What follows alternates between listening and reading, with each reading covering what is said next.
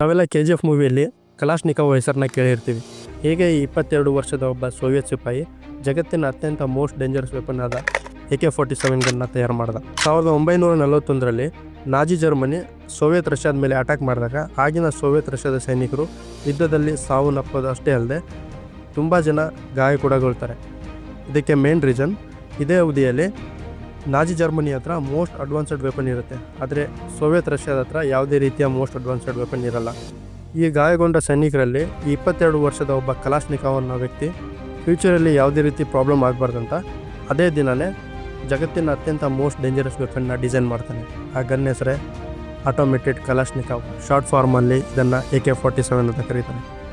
So ಇವತ್ತು ಇದು ಜಗತ್ತಿನಲ್ಲಿ ಅತಿ ಹೆಚ್ಚು ಫೇವ್ರೇಟ್ ಗನ್ ಆಗಿದ್ದು ಅಫ್ಘಾನಿಸ್ತಾನದ ತಾಲಿಬಾನ್ಗಳ one of the most favourite gun ಆಗಿದೆ.